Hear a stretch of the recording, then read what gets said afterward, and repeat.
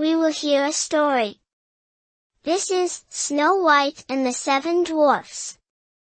A long, long time ago, once upon a time in the middle of winter, the flakes of snow were falling like feathers from the clouds. A queen sat at her palace window, which had an ebony black frame, stitching her husband's shirts. She was thus engaged and looking out at the snow. She pricked her finger, and 3 drops of blood fell upon the snow. Now the red looked so well upon the white that she thought to herself, "Oh, I had a child as white as this snow, as red as this blood, and as black as the wood of this frame." Soon afterwards a little daughter came to her, who was as white as snow, with cheeks as red as blood, and with hair as black as ebony, and from this she was named Snow White. And at the same time her mother died. About a year afterwards the king married another wife, who was very beautiful, but so proud and haughty that she could not bear anyone to be better looking than herself. She owned a wonderful mirror, and when she stepped before it and said, "Mirror, mirror on the wall, who is the fairest of us all?" it replied, "The queen is the fairest of the day." And she was pleased, for she knew that the mirror spoke truly. Little Snow White, however, grew up, and became prettier and prettier. When she was 7 years old she was as fair as the noonday, and more beautiful than the queen herself. When the queen now asked her mirror, "Mirror, mirror on the wall, who is the fairest of us all?" it replied, "The queen was fairest yesterday. Snow White is the fairest, now, they say." This answer so angered the queen that she became quite yellow with envy. From that hour, whenever she saw Snow White, her heart was hardened against her, and she hated the little girl. Her envy and jealousy increased so that she had no rest day or night. She said to a huntsman, "Take the child away into the forest. I will never look upon her again. You must kill her, and bring me her heart and tongue for a token." The huntsman listened and took the maiden away, but when he drew out his knife to kill her, she began to cry, saying, "Ah, dear huntsman, give me my life. I will run into the wild forest, never come home again." This speech softened the hunter's heart, and her beauty so touched him that he had pity on her and said, "Well, run away then, poor child." But he thought to himself, "Wild beasts will soon devour you." Still he felt as if a stone had been lifted from his heart, because her death was not by his hand. Just at that moment a young boar came roaring along to the spot, and as soon as he clapped eyes upon it the huntsman caught it, and, killing it, its tongue and heart and carried them to the queen, for a token of his deed. But now poor little Snow White was left motherless and alone, and overcome with grief. She was bewildered at the sight of so many trees, and knew not which way to turn. She ran till her feet refused to go farther, and as it was getting dark, and she saw a little house near, she entered in to rest. In this cottage everything was very small, but very neat and elegant. In the middle stood a little table with a white cloth over it, and 7 little plates upon it. Each plate having a spoon and a knife and a fork, and there were also 7 little mugs. Against the wall were 7 little beds arranged in a row, each covered with snow-white sheets. Little Snow White, being both hungry and thirsty, ate a little morsel of porridge out of each plate, and drank a drop or two of wine out of each mug. She did not wish to take away the whole share of anyone. After that, because she was so tired, she laid herself down on one bed, but it did not suit. She tried another, but that was too long. Fourth was too short, a fifth too hard. But the seventh was just the thing, and tucking herself up in it, she went to sleep, first saying her prayers as usual. It became quite dark. The owners of the cottage came home, 7 dwarfs, who dug for gold and silver in the mountains. They first lighted 7 little lamps.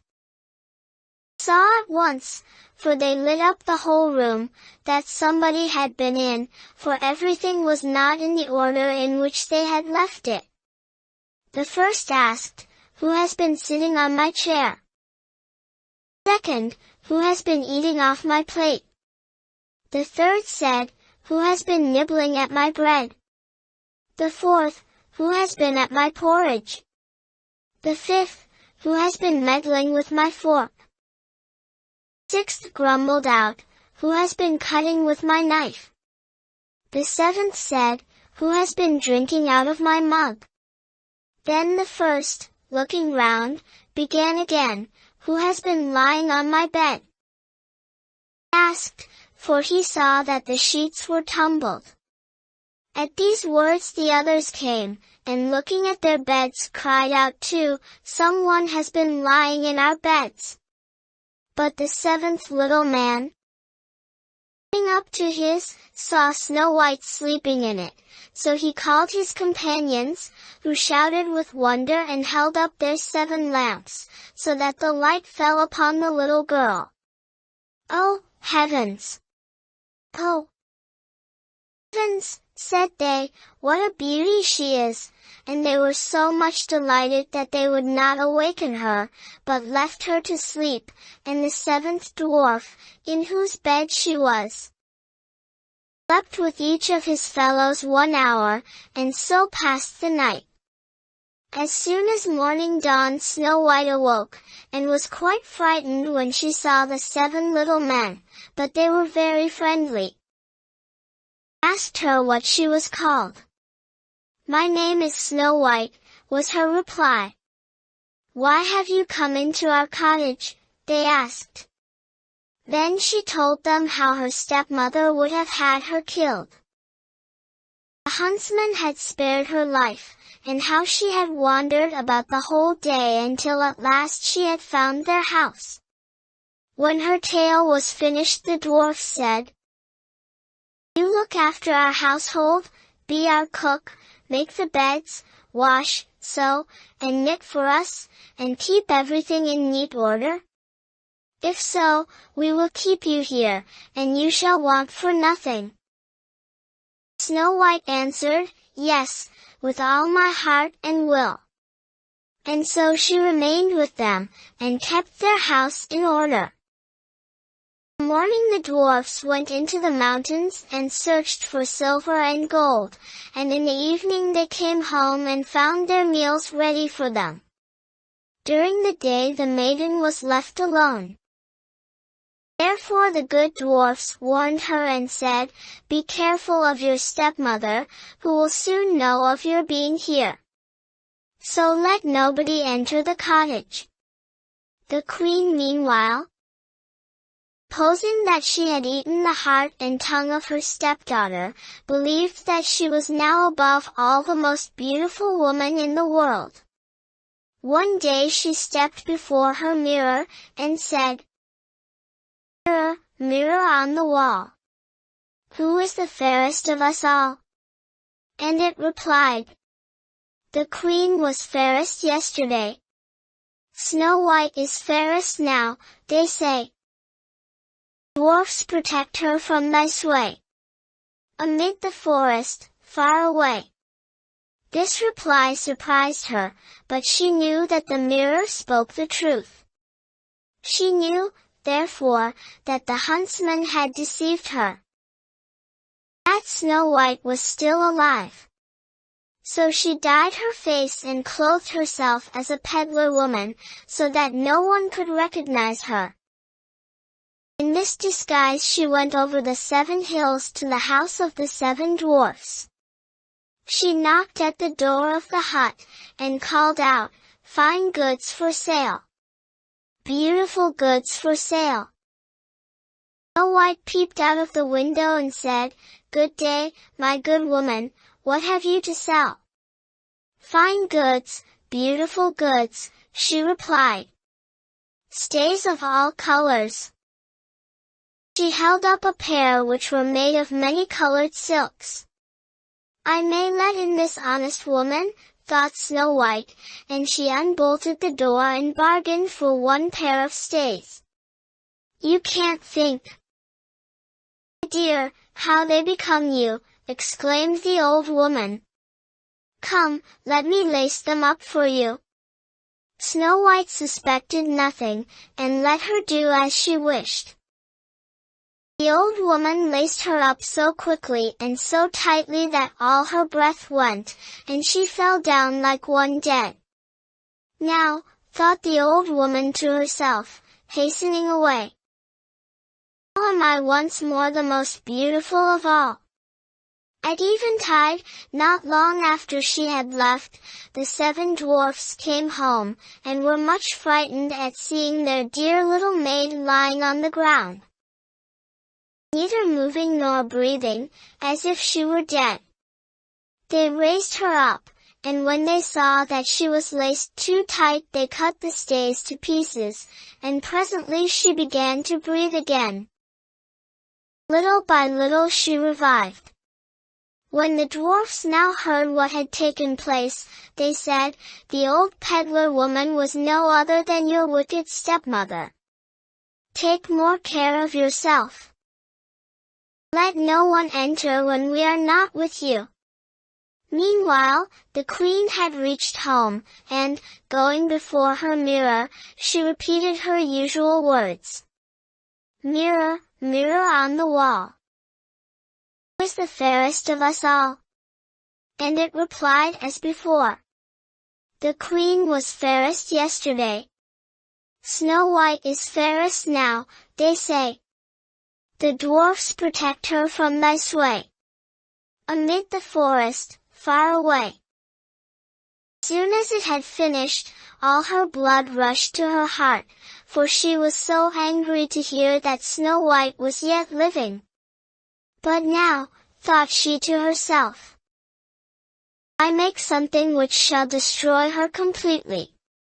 Thus saying, she made a poisoned comb by arts which she understood, and then, disguising herself, she took the form of an old widow. She went over the 7 hills to the house of the 7 dwarfs, and knocking at the door, called out, "Good wares to sell today." Snow White peeped out and said, "You must go farther. I dare not let you in." "But still you may look," said the old woman, drawing out her poisoned comb and holding it up. The sight of this pleased the maiden so much that she allowed herself to be persuaded, and opened the door. As soon as she had bought something the old woman said, "Now let me for once comb your hair properly," and Snow White consented. But scarcely was the comb drawn through the hair when the poison began to work, and the maiden fell down senseless. "Pattern of beauty," cried the wicked queen, "it is now all over with you." And so saying, she departed. Fortunately, evening soon came, and the 7 dwarfs returned. As soon as they saw Snow White lying, like dead, upon the ground, they suspected the queen, and discovering the poisoned comb, they immediately drew it out.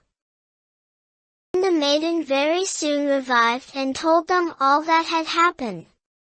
So again they warned her against the wicked stepmother, and bade her open the door to nobody. Meanwhile the queen, Her arrival home, had again consulted her mirror, and received the same answer as twice before. This made her tremble and foam with rage and jealousy. She swore that Snow White should die if it cost her her own life. Thereupon she went into an inner secret chamber where no one could enter, and made an apple of the most deep and subtle poison. Outwardly it looked nice enough, and had rosy cheeks which would make the mouth of everyone who looked at it water, but whoever ate the smallest piece of it would surely die. As soon as the apple was ready, the queen again dyed her face, and clothed herself like a peasant's wife, and then over the 7 mountains to the house of the 7 dwarfs she made her way. She knocked at the door, and Snow White stretched out her head and said, "I dare not let anyone enter, the 7 dwarfs have forbidden me." "That is hard on me," said the old woman. "I must take back my apples, but there is one which I will give you." "No," answered Snow White, "no, I dare not take it." "What? Are you afraid of it?" cried the old woman. "There.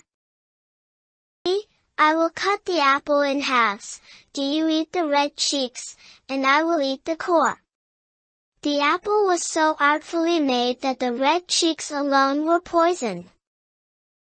Snow White very much wished for the beautiful apple, and when she saw the woman eating the core she could no longer resist, but, stretching out her hand, took the poisoned part.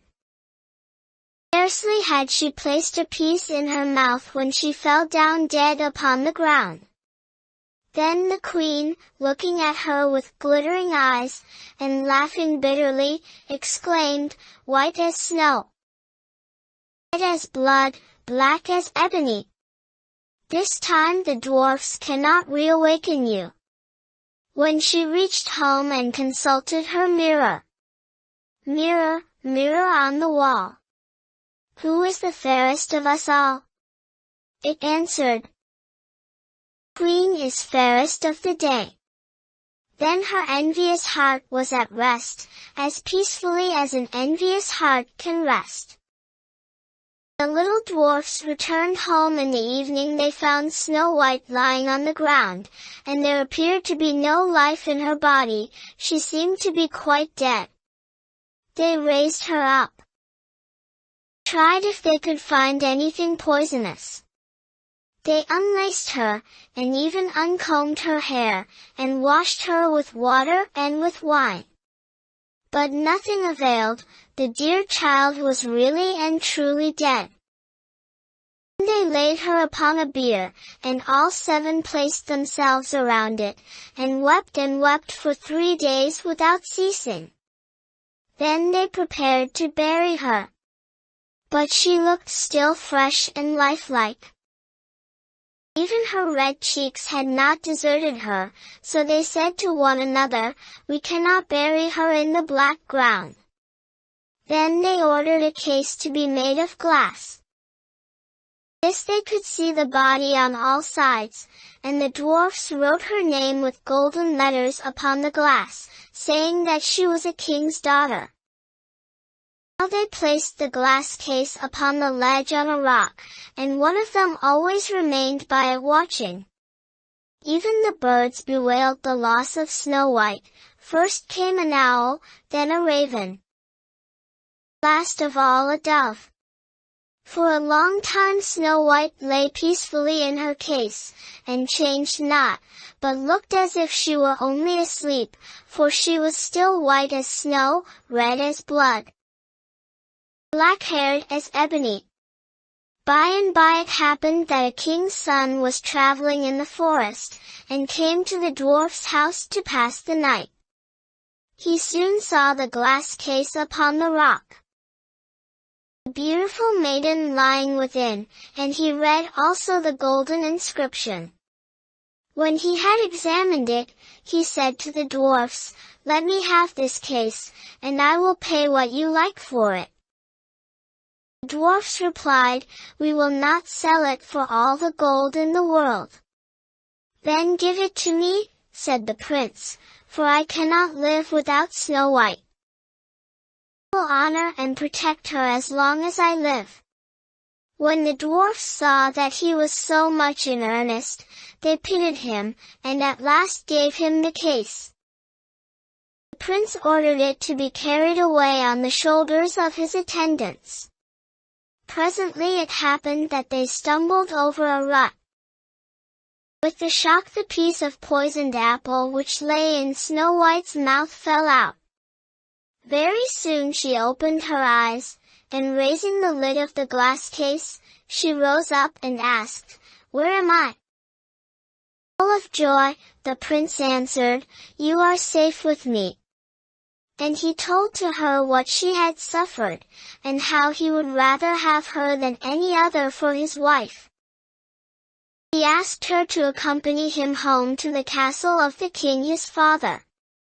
Snow White consented, and when they arrived there they were married with great splendor and magnificence.